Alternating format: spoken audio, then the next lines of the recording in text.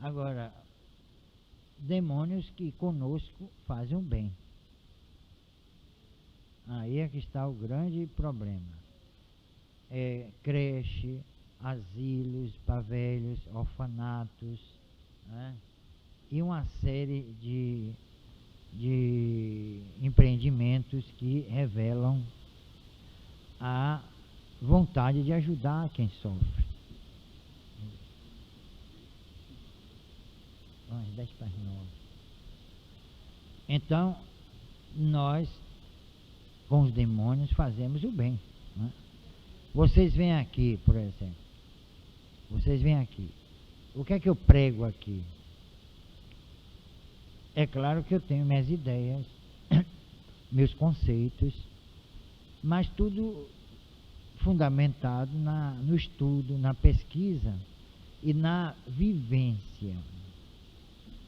Porque quanto mais nós vivemos, mais aprendemos. Eles dizem, mas você não pode saber tudo. Você teve uma vida razoável, uma vida boa, não passou fome, não passou necessidade, né? Nesta vida. A gente tem que considerar que o conhecimento é um contínuo. Ele não é estanque. Então, nós já passamos por muita coisa que hoje muitas pessoas estão passando. Isso quer dizer que nós estamos não exatamente evoluindo, mas tendo oportunidades de conhecer mais de perto a vida.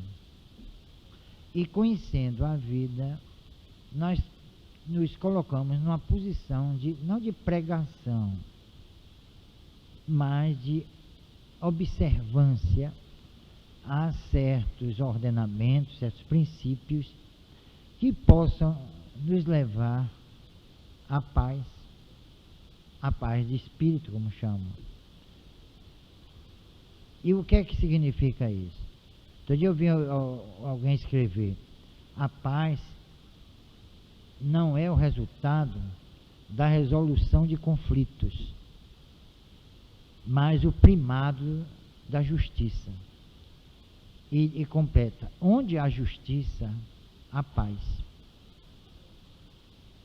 Não foi isso que Jesus pregou? Quando ele investe lá contra fariseus e companhia, ele estava pregando que a justiça. Bem-aventurados que têm fome e sede de justiça, porque serão satisfeitos. É aí que está o grande desafio. Nós reencarnamos num país onde a justiça ainda é muito comprometida com o poder, não é verdade?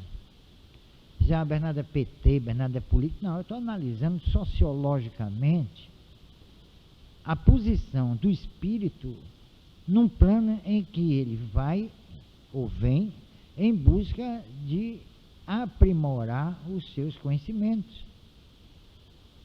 né? Possibilitar vantagem, ou melhor, oportunidades de crescimento moral e intelectual, não é certo?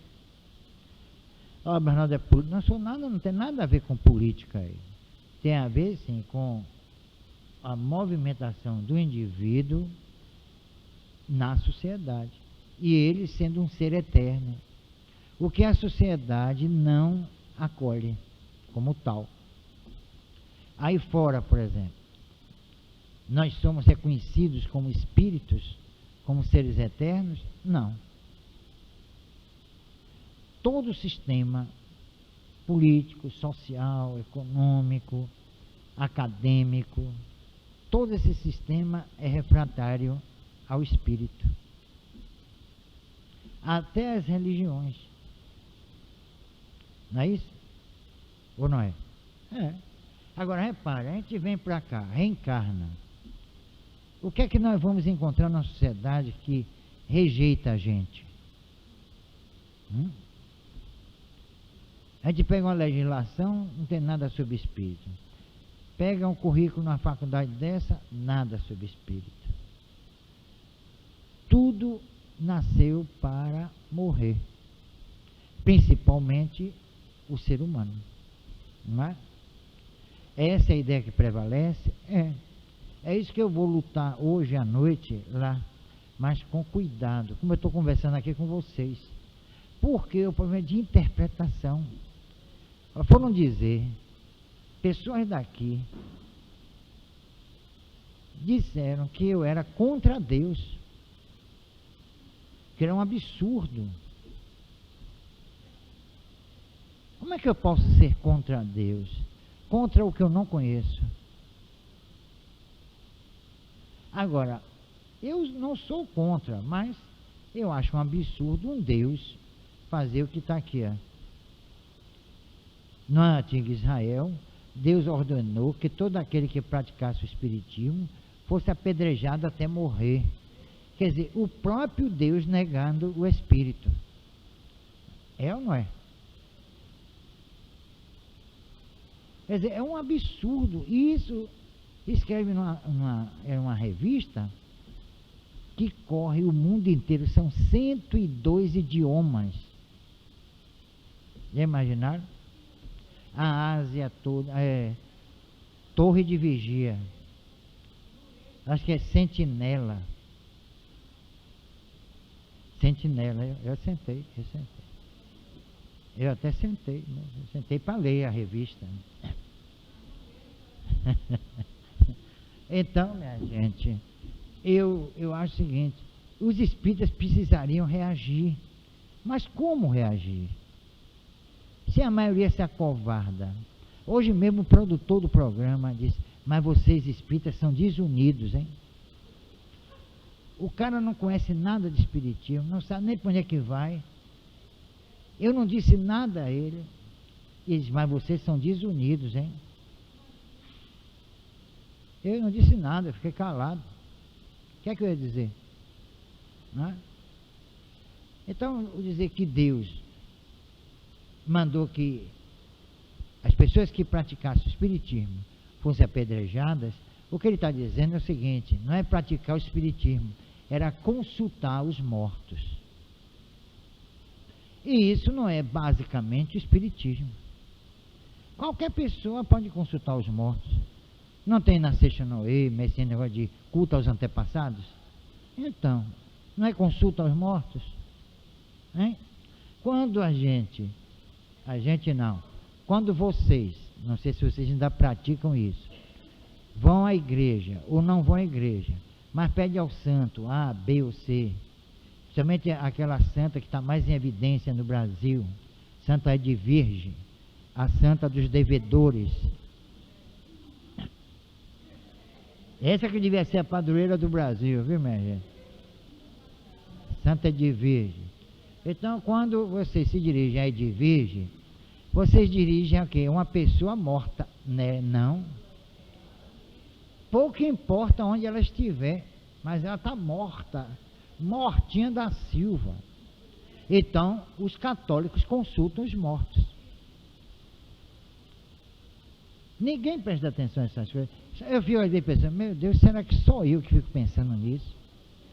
Ou todo mundo pensa e fica calado? Diga, fale alto.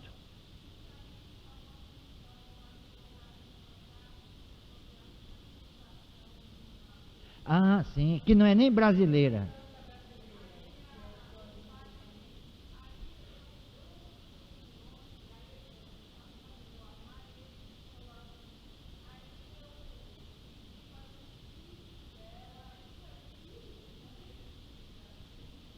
Tá vendo aí?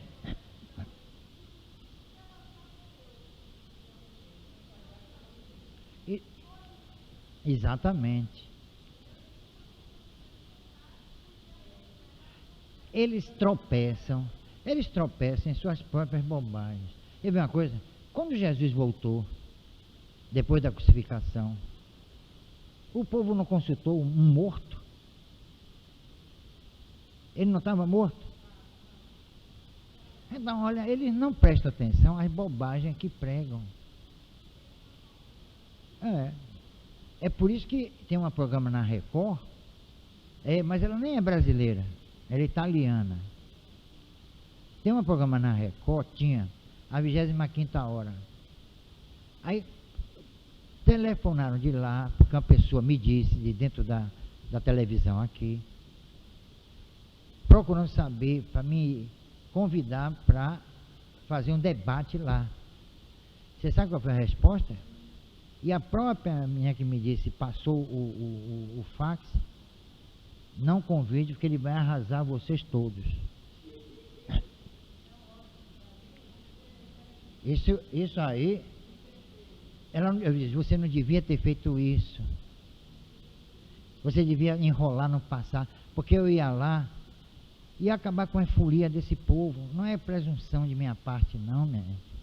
Mas na hora H eu dizia, vem cá, vocês acham que um Deus que manda apedrejar pessoas, porque consultam os mortos, é um Deus magnânimo? Um Deus que perdoa, não está na oração? Perdoai, né?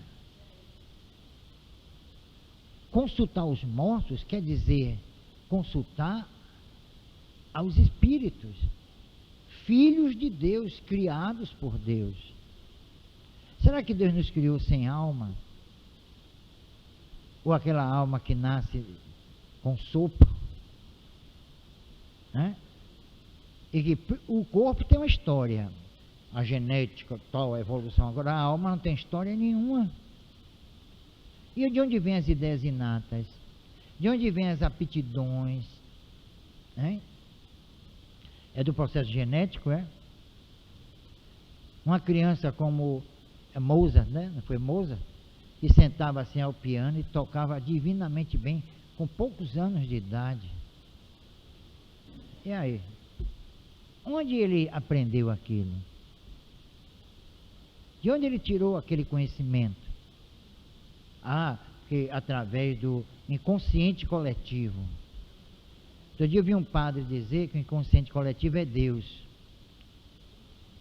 Então Deus sabe tudo, a gente não sabe nada. Conhecimento, para que o conhecimento? A pessoa leva a vida inteira metida num laboratório estudando, o tempo todo.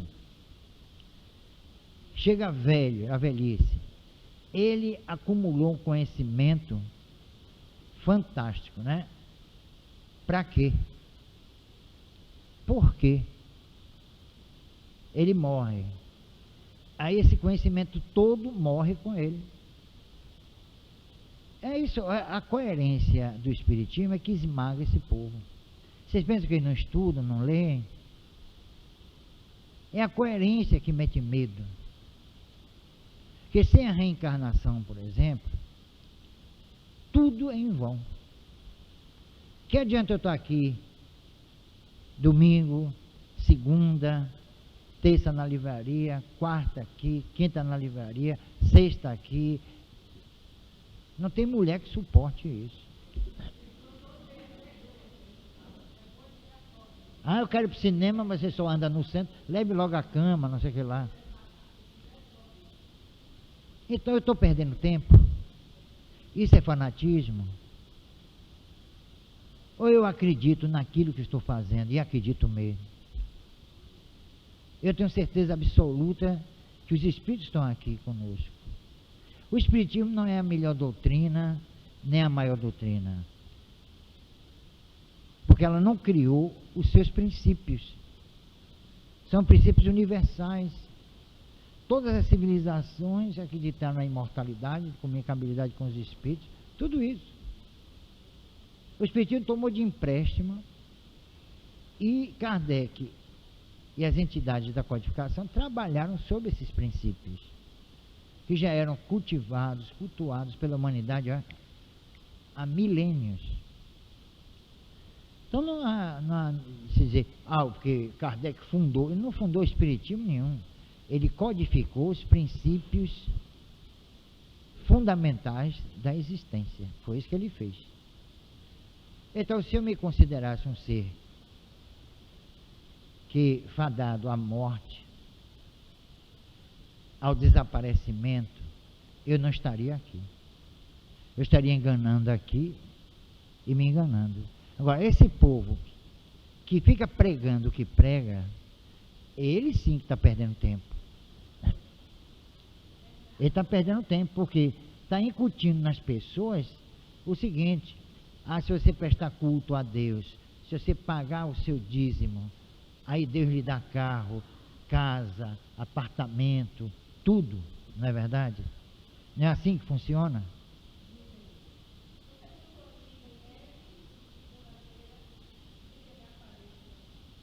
Líbia, eu tenho até pena, viu? Porque na hora que o pau começar a cantar em cima dela, ela vai ver. Ela é aquele filho dela. Então, no mesmo opúsculo, afirmam seus autores. Mais tarde, Deus deu. Vocês deviam adquirir isso e mandar para essas igrejas por aí. Se quiser, eu assino, não tem problema nenhum. Eu assino. Eu não tenho medo, não. Medo de quê? Agora mesmo, recebi um telefonema de São Paulo.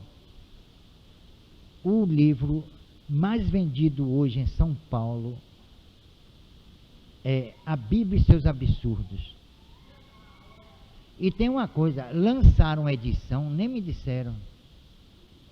Aí eu telefonei para a editora, eu digo, não, que negócio é esse? Lançaram em setembro de 2001.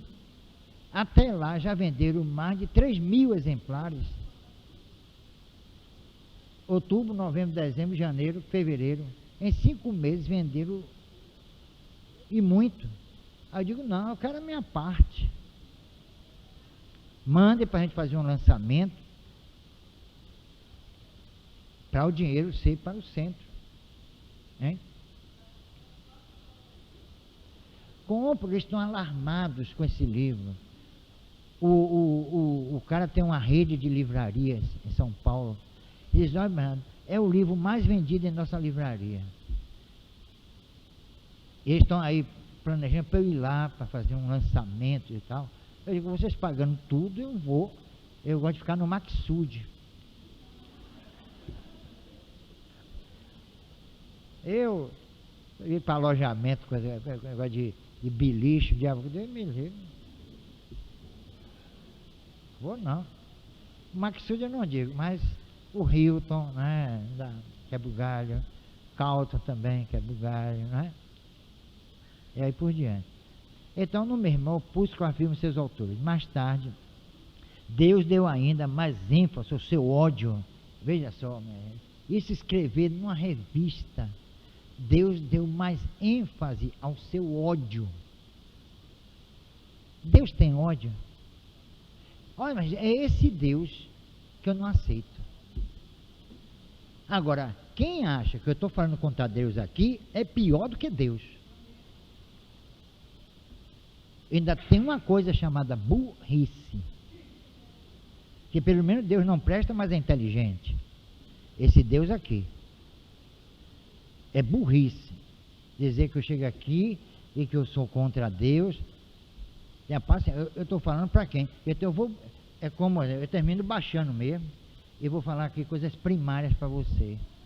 Não é não? Pega um livrinho aí qualquer. E aí venho e leio para vocês entenderem. É isso que vocês querem?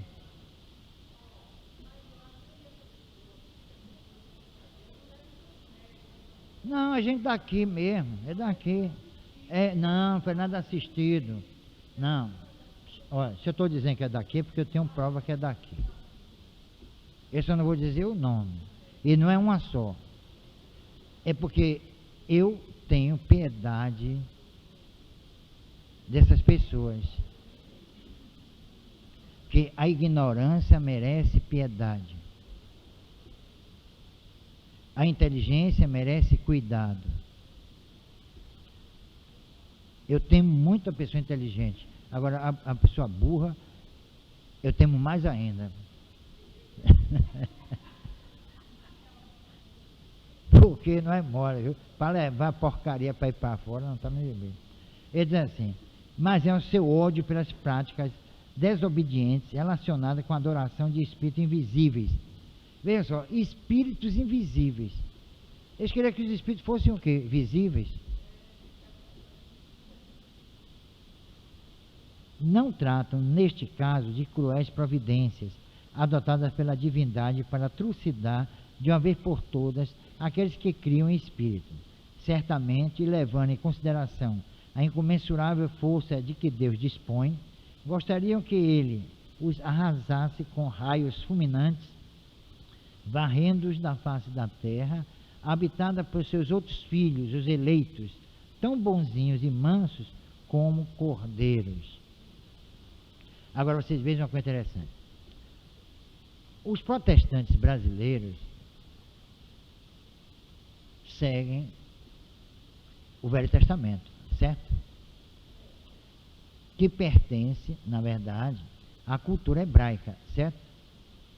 Bom, aqueles pegam a paz, o amor, não é isso? Agora, os donos do livro estão a desgraceira no caminho da feira. Matando crianças, jogando mísseis em áreas residenciais. E aí, por que a Bíblia não funciona lá? E querem que funcione aqui? Os herdeiros dos hebreus não cumprem o que está na Bíblia, não é? Agora, os herdeiros brasileiros dos hebreus, aí a maravilha. Eu acho que Moisés nasceu no Brasil. Não? Talvez pertencesse até à família real portuguesa. Coitada, está desmoralizada mesmo, está achincalhada. Então, mente, por que não funciona lá e tem que funcionar aqui?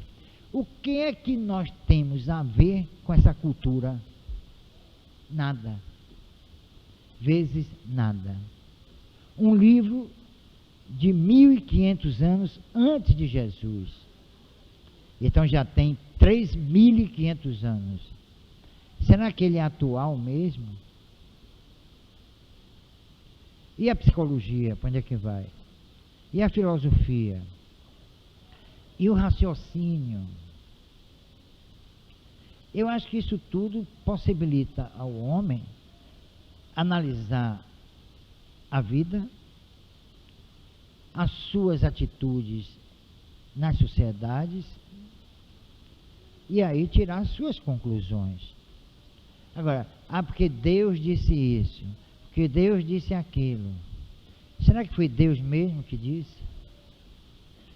Vocês reparem, muitos espíritos de boa vontade, maravilhosamente bem intencionados, escrevem livros que eu já li, e disse, mas, meu Deus, o verdadeiro Deus, será que eu sou capaz de cumprir o que está aqui? Hein? Aquele Minutos de Sabedoria, não é? Aquele livro, hoje, é editado por uma empresa católica, a Vozes, que compraram a peso de ouro na mão dos herdeiros de Pastorino. Isso. Compraram lá na mão de Pastorino. A família vendeu por não sei quantos.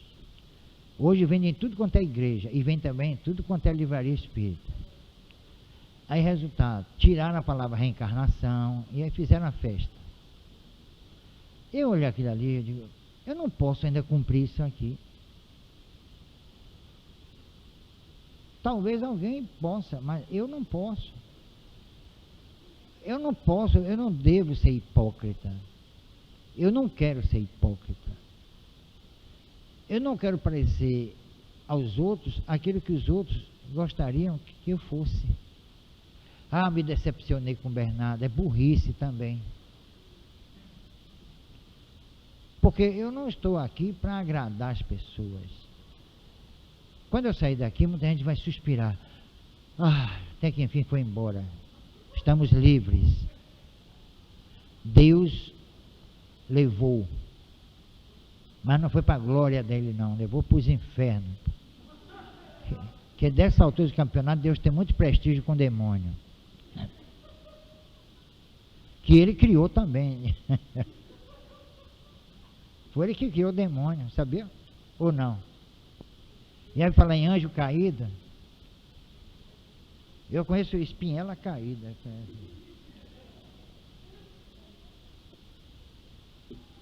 Olha a coisa de tal maneira que a gente tem que levar assim na chacota. Eu não posso levar uma coisa dessa a sério, desculpem, mas não dá. Deus cria um ser, um anjo, sei lá, arcanjo, sei lá das quantas, e ele então cai e representa a maldade. Então, quem o criou não foi Deus? E de onde vem a maldade? Hein? Então são coisas que nunca entraram na minha cabeça. Se consegue entrar na de vocês, me desculpem. Eu estou contrariando o raciocínio de vocês, né? O ente de razão que vocês fazem a respeito desses assuntos. Eu peço desculpas. Mas eu não posso chegar aqui e admitir esse Deus que manda apedrejar pessoas que consultam os mortos. Vem cá. O único ser, então, que pode ser consultado é Deus, porque não morreu.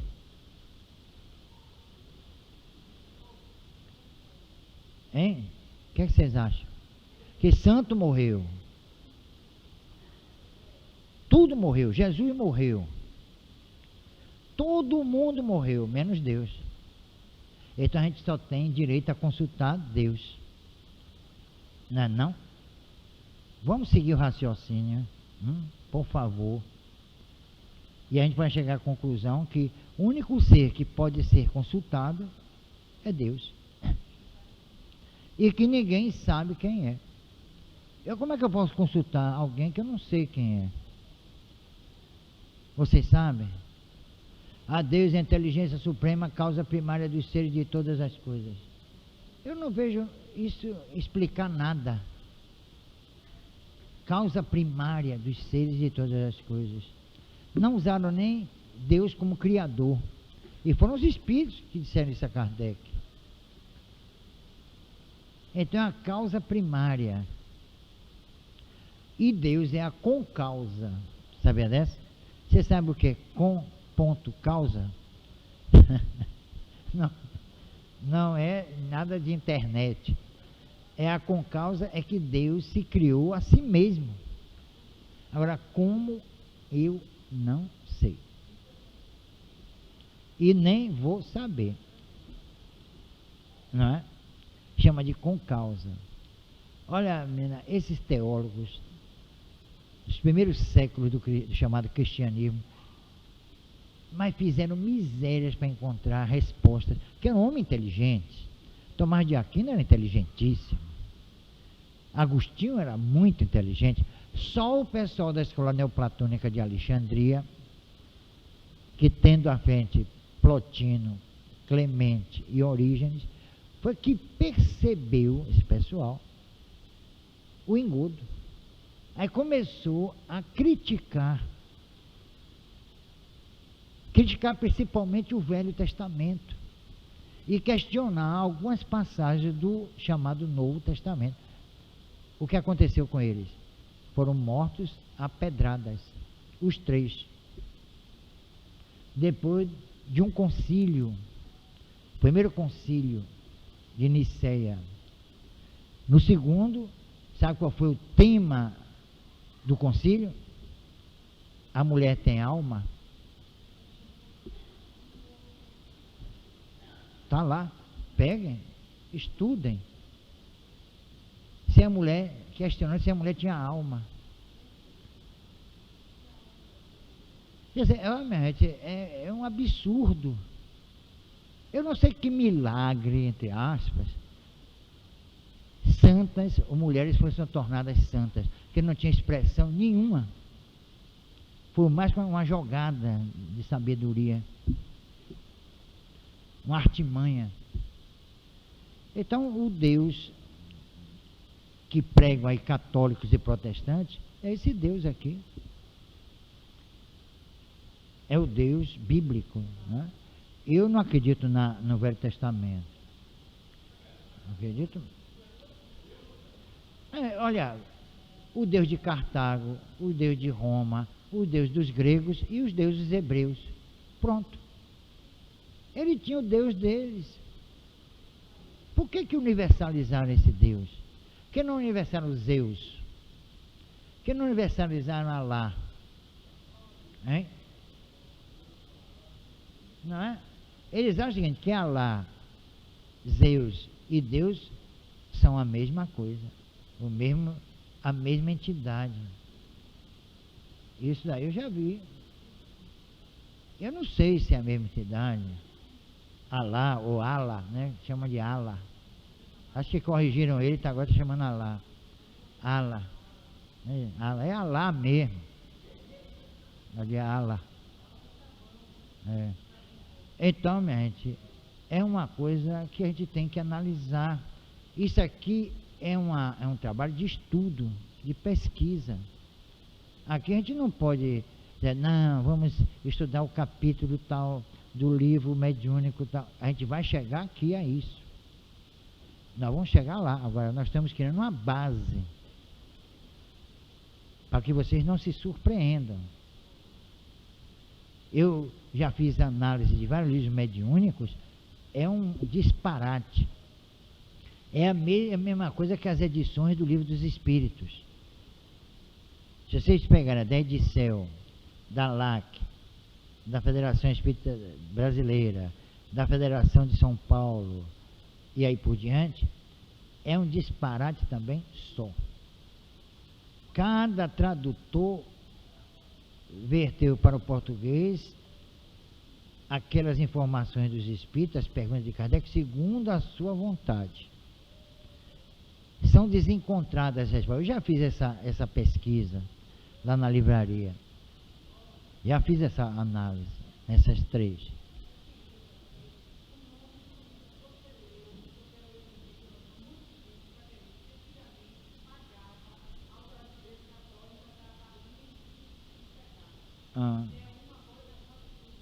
É só você ler o próprio Velho Testamento, você vai ver. E você lê a vida de Não, eu estou com calor aqui, olha, nunca vi, olha, manga comprida aqui, minha filha, é festa. Exigiram que eu fosse de paletó e gravata. Eu quase nasci, não vou mandar voltar mesmo. Senão o programa não, né? Não, mas eu tenho que ir de paletó e gravata. Agora vocês vão me ver, se vocês assistirem, me derem essa honra, vocês vão ver como eu vou ficar parecendo um mandu. Rapaz, aquilo incomoda como o diabo, viu? Me apertando aqui. Eu não gosto. Não. Eu acho que isso não empresta nada à personalidade da gente. Porque a gente tem que andar direitinho, limpinho, direito, não é? Vai ficar de paletó e gravata o tempo inteiro, é um castigo.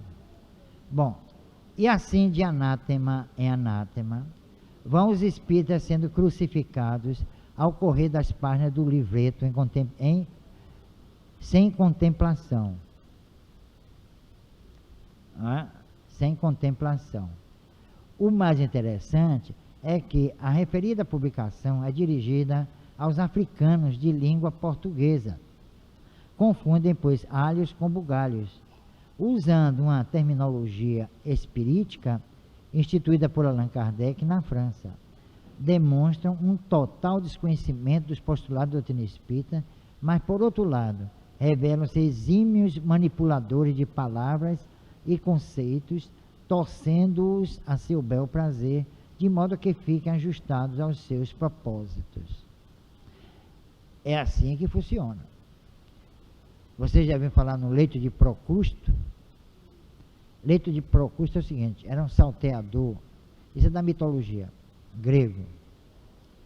Ele aprisionava o indivíduo, sequestrava, levava para a sua caverna. Isso é claro que é uma simbologia. E tinha o leito dele. Se o indivíduo era menor do que o leito, ele esticava o indivíduo. E se era maior, ele encolhia. É isso aqui. Então a gente, de vez em quando, a gente está pondo as nossas ideias, e principalmente as dos outros, no leito de Procrusto. Não é? É isso que, pelo menos, está funcionando até agora. Você está abrindo boca, é, meu irmão? Você? Algum problema? Está com sono? Ou será que é espírito? É falta de sono? Ah, falta de sono. É falta de sono ou falta de dormir? Porque às vezes a pessoa tem sono e não dorme. E às vezes dorme sem sono. É? Ah, coitado. É isso mesmo. Mas hoje você tira a diferença. Olha, não vá dormir antes das 10h30, viu? Você vai ficar assim, ó. Então, você, em vez de bocejar, enche a boca de pipoca. Aí você não boceja mais, porque já está aberta mesmo. O mais aqui. Não sabemos quais as razões desses ataques gratuitos. Publicações dessa natureza enchem as prateleiras das livrarias das várias correntes protestantes. Vocês já foram ali na Juerp? Eu já entrei ali na Juerp. Tem uma estante enorme, só com obras contra o espiritismo. Sabe onde é a Juerp? Ali no Forte São Pedro. Fica ali uma livraria protestante. Mas é uma prateleira enorme, só obras contra a gente. É, contra espíritas e espiritismo, mas mete um malho mesmo. Até aquele bispo, né? Como é o nome? Ele escreveu um livro há pouco tempo contra o espiritismo. Vendeu tudo. Ele tem público certo, né? Olha, o livro contra esse povo é a própria Bíblia. Não precisa escrever nada, já escreveram. Não sabemos quais as razões desses ataques gratuitos. Publicações dessa natureza enchem as prateleiras das livrarias das várias correntes protestantes, num prosaico infantil afã de denegrir o espiritismo e os espíritas, claro, né? Tomam emprestado velhos e caducos ensinamentos que, em remotas eras, aplicaram-se a um povo em uma época e que perderam a validade em nosso século. Parecem autênticos quixotes a investigarem, lançam em riste e investigar contra os moinhos de vento, criados pela imaginação de mentes doentias, presas obsessivamente a antigos ranços religiosos. São criaturas manipuladas por espíritos zombeteiros e malévolos que não conseguem coexistir com as realidades existenciais do nosso tempo. Prisioneiros que se encontram na torre de vigia. Também aproveitei, né? Da intolerância e do desamor, sem participarem das conquistas do espírito, centelha divina, eterna, individualizada, que caminha rumo à perfeição. Cumpre-nos orar a Deus por esses nossos irmãos, solicitando a divina providência que os livre das garras aduncas e traiçoeiras de entidades que negam os princípios fundamentais da vida para prestarem culto às forças imponderáveis e devastadoras do mal. Aí vocês notam uma coisa interessante. A nossa época, logo nos primeiros meses do século novo, desse novo século, né? O novo milênio, vocês veem a violência cada vez mais aumentando. Olha, o problema da família, eu vou voltar à entrevista lá na livraria, para ver a quanto anda a família. Mas está uma coisa assim fora do normal. É um descalabro a família. Os poderes estão corrompidos. Vocês viram agora uma candidata, uma pré-candidata à presidência da República envolvida em corrupção. O que é que um sujeito quer botar 1,5 milhão, né? 1,5 milhão na gaveta? É. E a empresa é dela e dele. Quer dizer, era uma sujeita dessa que ia ser presidente da República. Está parecendo, sabe o quê? Paulo Maluf e Jânio Quadro. Você sabe que o símbolo da campanha de Jânio Quadro era a vassoura. Aí quando ele ia saindo do palácio lá em São Paulo, disseram, sai um doido varrido e entra um doido varrendo.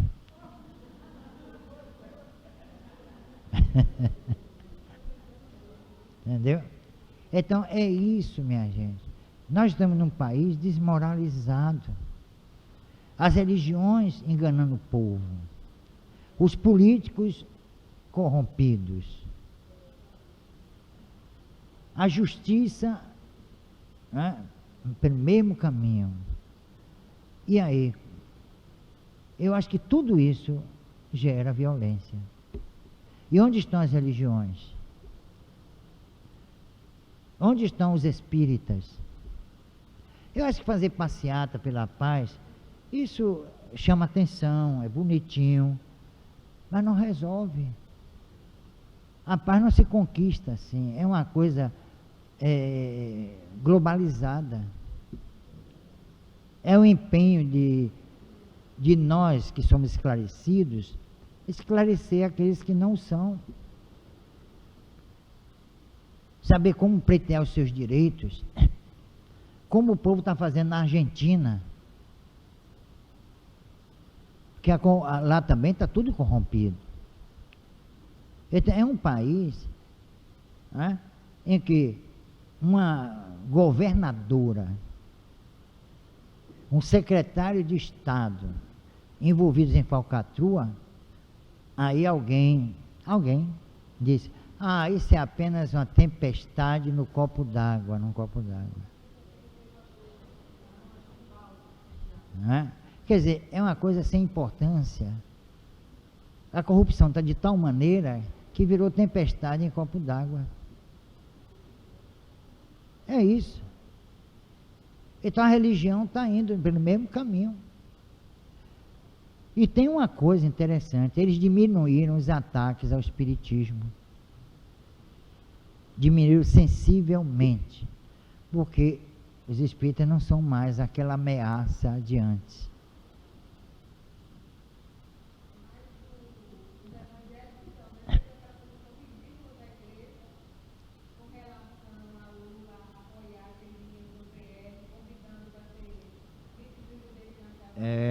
Um bispo, Bispo Andrade, eu acho.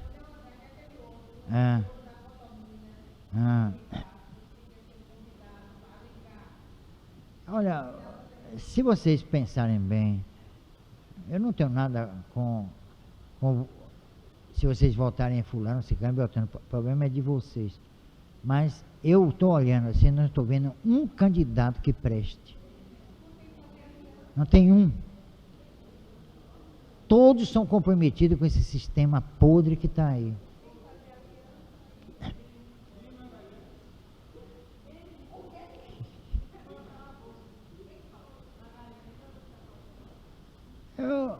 Olha, eu disse, não tem um.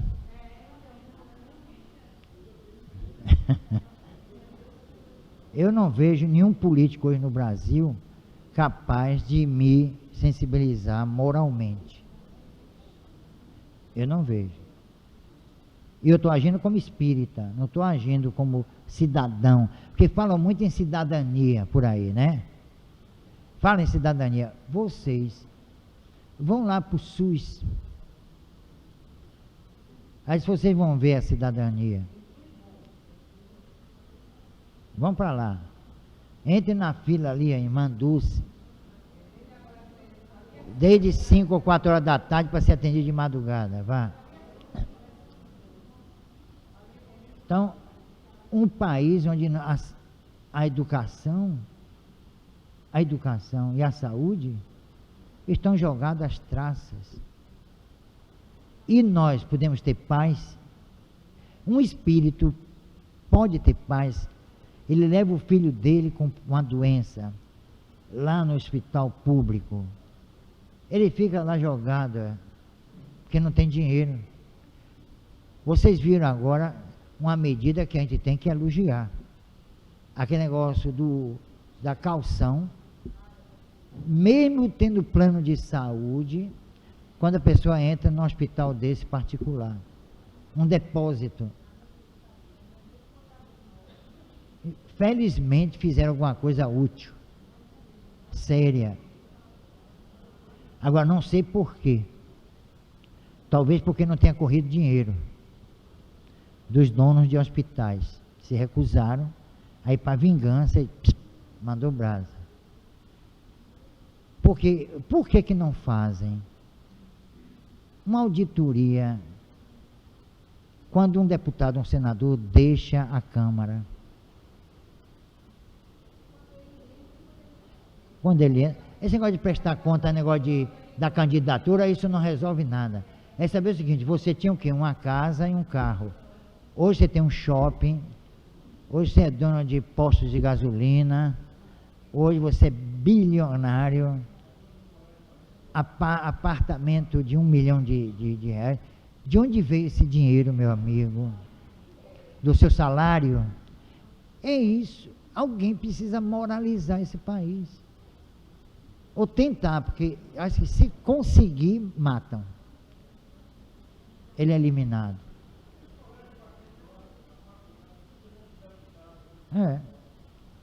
Então, minha gente, eu falo como espírita e como espírito. Agora, eu, espírito, reencarnei nessa sociedade aí para crescer e estou sentindo dificuldades. Eu olho para um lado, olho para o outro, não vejo nada. O que a gente está sentindo é revolta. Você tem um direito lá no judiciário, você pleiteia esse direito, lhe negam. Vem uma medidazinha provisória e acaba com ela. Quer dizer, desrespeita o judiciário. Quer dizer, não há mais harmonia entre os poderes, não há liberdade entre os poderes. Isso tudo tem a ver com o espiritismo? Tem, porque nós somos seres políticos. Eu não sou espírita desse que fica dentro de centro, vamos fazer crescimento evangélico. Isso é asneira. Isso não funciona.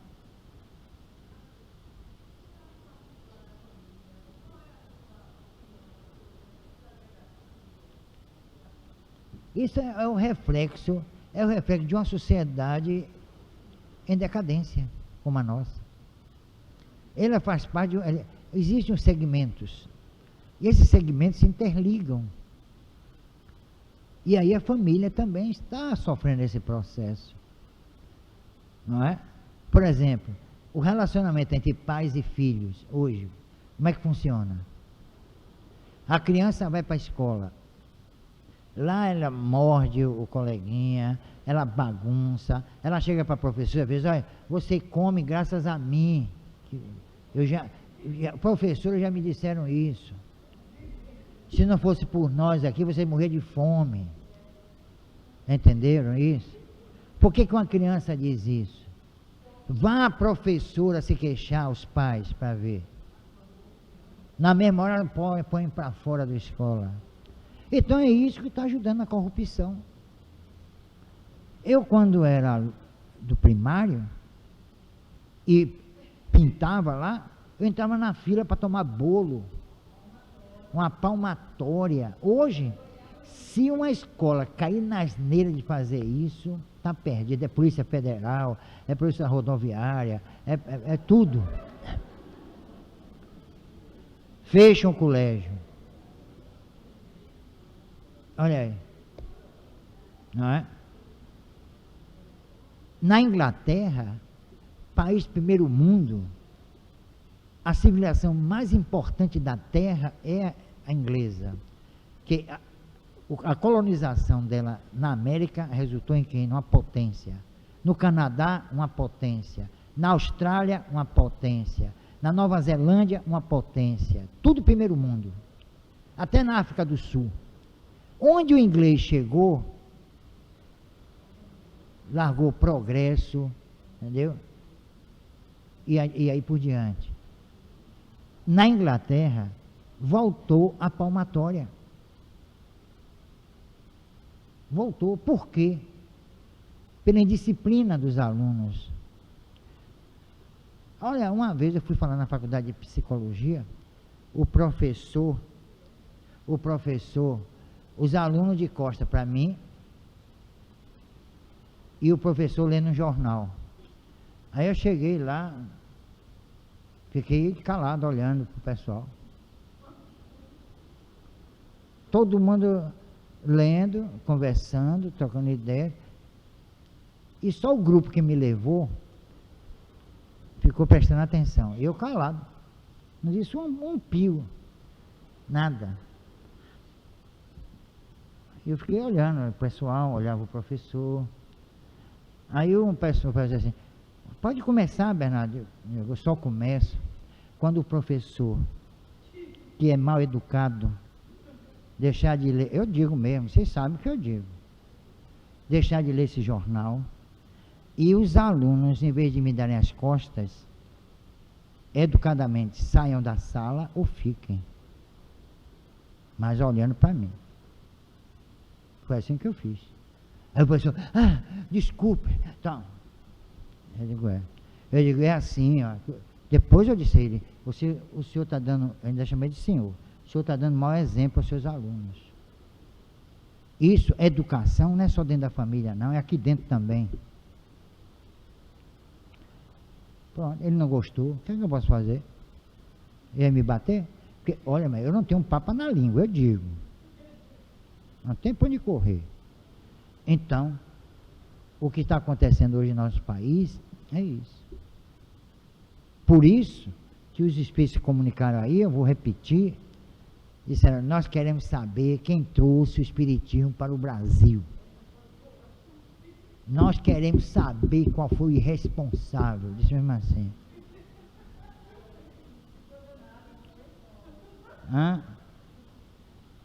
Que acabaram com o espiritismo, desculpe dizer, mas acabou. Você pega um folheto de um curso num centro desse aí, fala de tudo, menos em Kardec e espiritismo. Não tem um tema espírita. É vivência, é autoajuda, é isso, é aquilo e tal. E aí lá vai. O povo que está sofrendo horrores é enganado.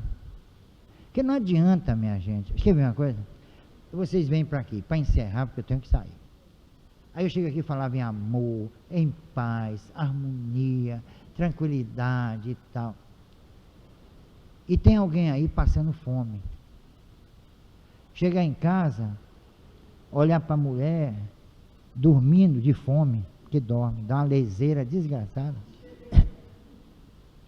Olhar para os filhos e dizer, que palestra linda, Bernardo falou em amor, autoajuda, autoconhecimento, uma gostosura. Hein? Será que é assim que funciona? Hein? Será que não vai chegar lá e se revoltar? Hein? Será que ele vai achar aquilo ali certo, justo? É isso justamente que nós temos que fazer. Sabe o que nós devíamos fazer? Como eu estou fazendo aqui, se vocês me permitirem, claro, eu estou tentando politizar vocês. Me desculpem, mas esse também é o meu objetivo. Que a maior caridade que a gente pode fazer é saber usar o poder de voto. Isso sim, porque vamos eleger governantes, eu sei que são raros, mas existem. Eu não creio em burras, pelo que ai, né? Eu não creio em burras, pelo que ai. Os espanhóis diziam isso. Então, pessoas conscientes, mas também tem outro problema. A gente se politiza aqui, mas os currais no interior continuam. só trocando voto por telha. Então, gente, um país desse tem que estar sofrendo. Não adianta. Não adianta. Quantos milhares de policiais foram expulsos da corporação, da Polícia Militar em São Paulo? Milhares no ano passado. Todos porque se envolveram com a corrupção. Mas se envolveram por quê? Porque ganham miséria. Ganham uma miséria. As escolas públicas desaparelhadas. Os meninos vão para lá, não aprendem nada, porque o professor ganha também outra porcaria, não tem interesse nenhum em ensinar.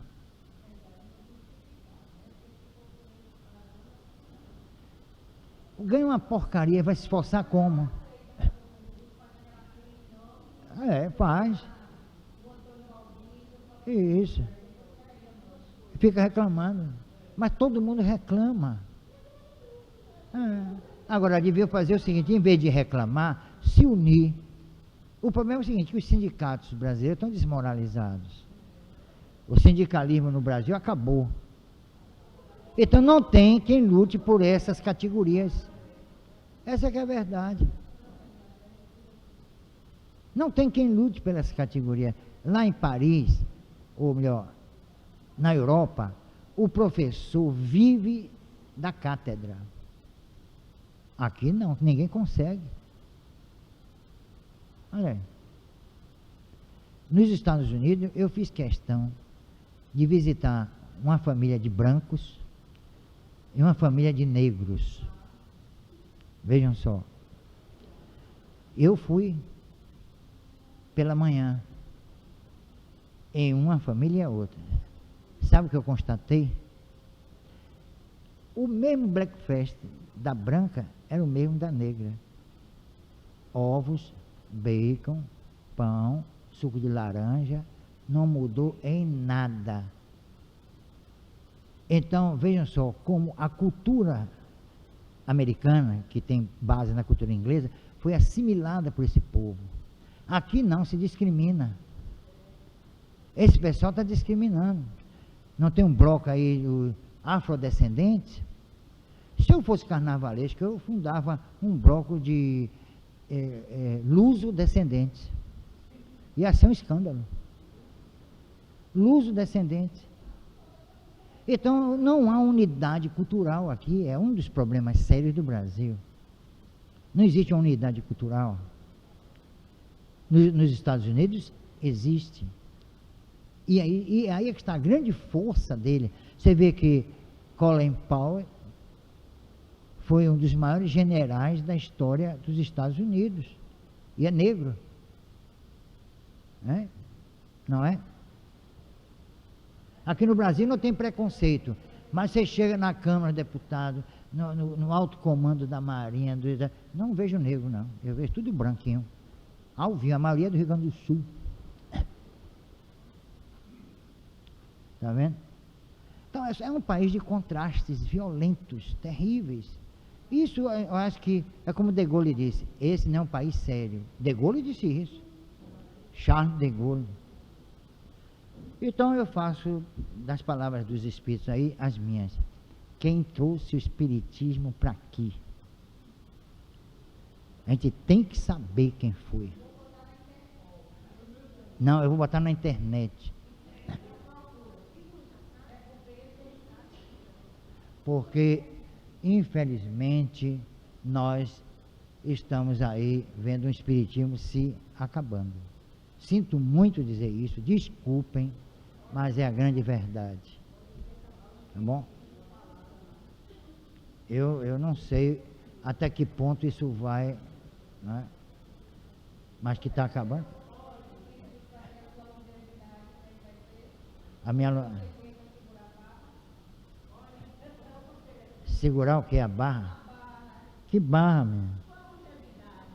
Oh. A minha longevidade é a eternidade. Quanto mais eu, melhor. A vida, para mim, é tão igual aqui quanto lá. Sabe por quê? Quem vai construir a minha felicidade ou infelicidade sou eu.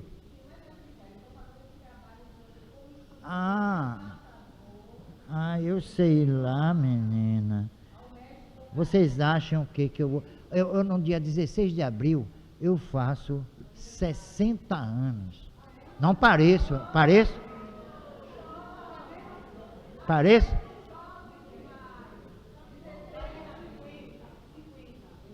Eu faço 60 anos. Não, eu tenho cara de 45. Já me disseram. Mas se eu pintar aqui... Agora vamos encerrar.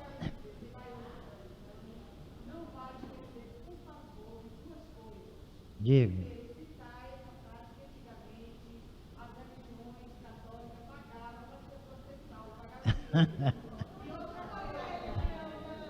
E deixa pra lá. Olha, hein? Não. Deve ser um negócio, uma conta de chegar, né, não? É. Eu já vi a Bíblia caipira uma vez. Oxente, seu Moisés. Mas devia ter pros caipiras, né, não? A Bíblia caipira. Os judeus estão um pouco se lixando para a Bíblia e os brasileiros tudo agarrados nela. Vamos embora, vamos encerrar. Apague a luz, please.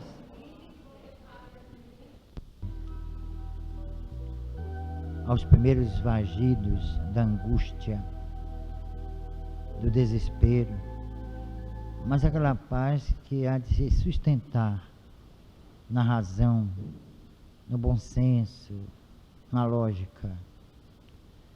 É assim que nós pregamos o Espiritismo. É uma doutrina realmente fantástica, que nos leva a pensar, a raciocinar sobre o nosso problema, o problema do nosso mundo, os problemas do nosso país, e nós não podemos dissociar, porque senão será mais uma religião. Nós não estamos aqui para salvar as pessoas que entram em desespero por causa das injustiças sociais e políticas. Nós estamos aqui para tentar dar subsídios a essas pessoas, para que enfrentem essa situação com coragem, com determinação, sabendo que um dia há de mudar tudo isso. Quando nós não sabemos, mas há de mudar. E aí será o primado do espírito, associado à razão. É aquela que Kardec falou,